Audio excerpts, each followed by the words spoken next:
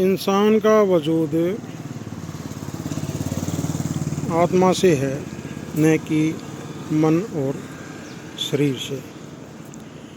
आत्मा परमात्मा की अंश है, उसी की तरह पाक, पवित्र, अजर, अमर और अविनाशी है।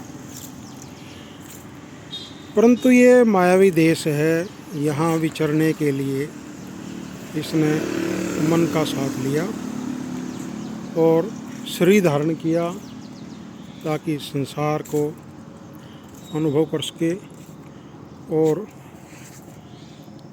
इसमें विचरण कर सके।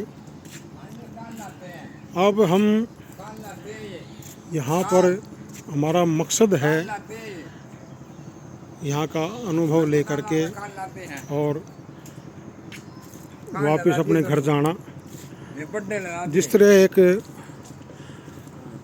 पिता अपने बच्चों को स्कूल में भेजता है, उसी तरह परमात्मा ने हमारे को यहाँ का अनुभव लेने के लिए भेजा।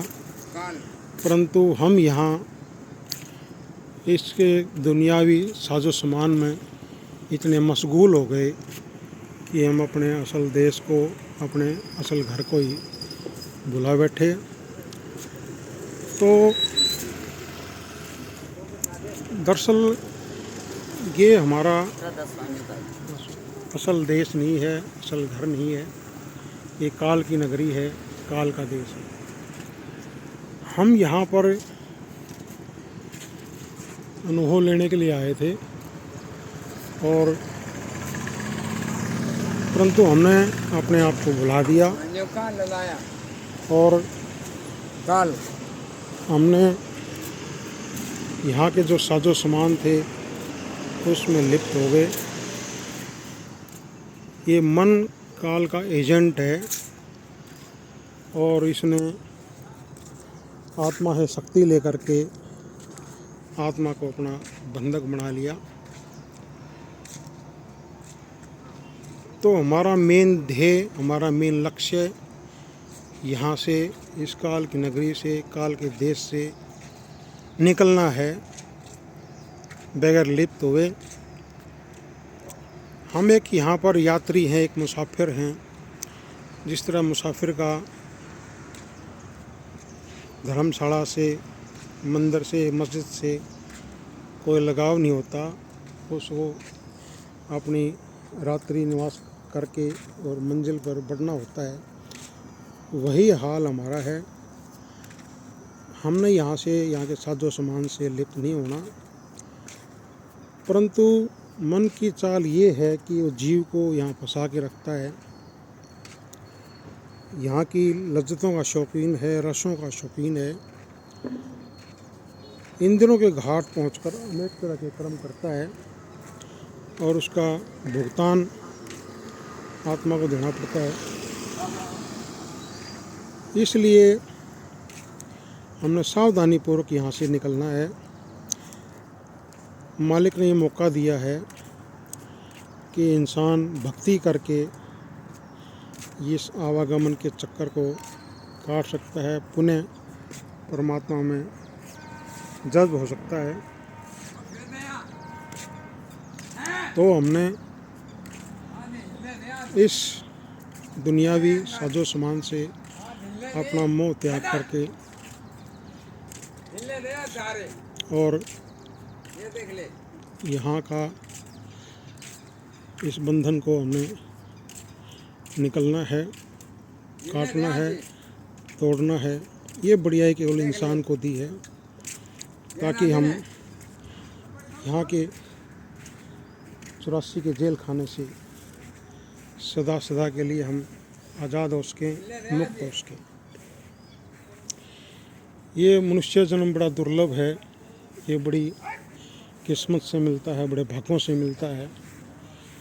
अगर हम गुस्ताखी करेंगे तो मनुष्य जन्म, जिसको सृष्टि का सरताज कहा गया है, वो कोड़ियों के बदले हम गवा देंगे और पता नहीं मौका दोबारा मिले ना मिले, कब मिले।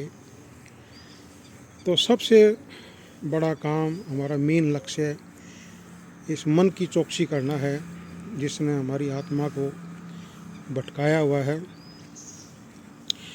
हमारे शरीर का हालत ये है, जो भी हम आँखों से देखते हैं वो हमारे अंतःकरण में छप जाता है, और मन जो विचित्र, जो साजो सामान जिससे हमारा वास्ता पड़ा, वो पूरी तस्वीर हमारी आँखों के सामने ला खड़ा कर देता है। दरअसल 24 घंटे उसी का ख्याल आता रहता है और जीव को भटकाता रहता है। ये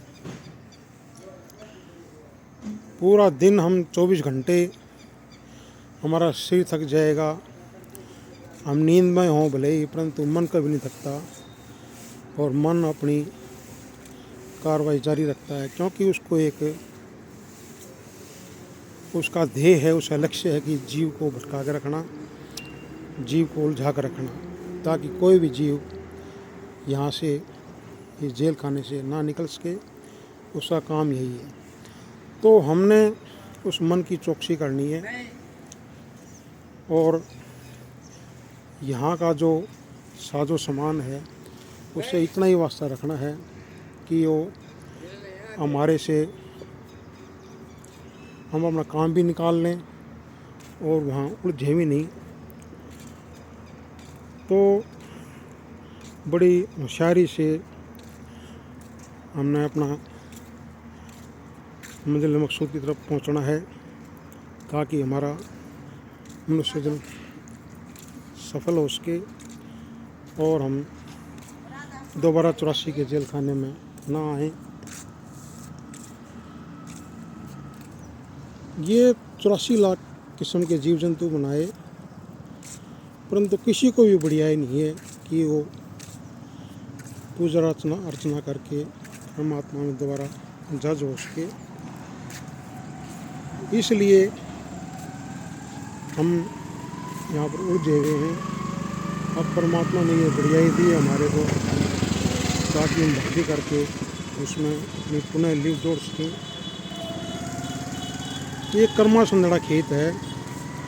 यहाँ इंसान आता है, जन्म लेता है, कर्म किए बगैर रह नहीं सकता।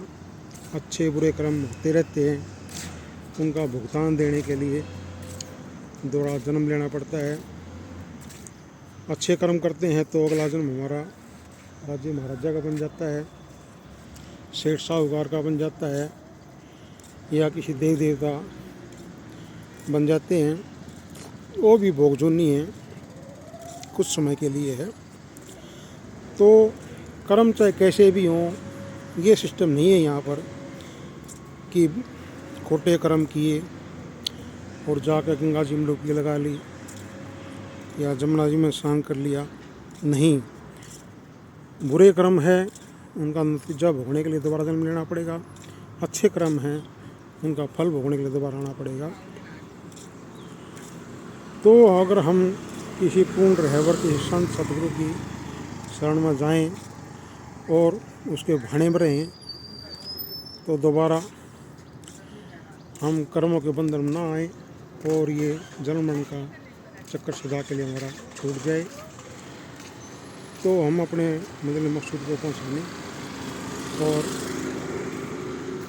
अपने घर वापस जाएं, क्योंकि अगर ये मौका चूक गए तो पता नहीं कब हमारे को मौका मिले, कितने साल लग जाएं, कितने जन्म बिताने पड़े इंसान का जामा लेने के लिए।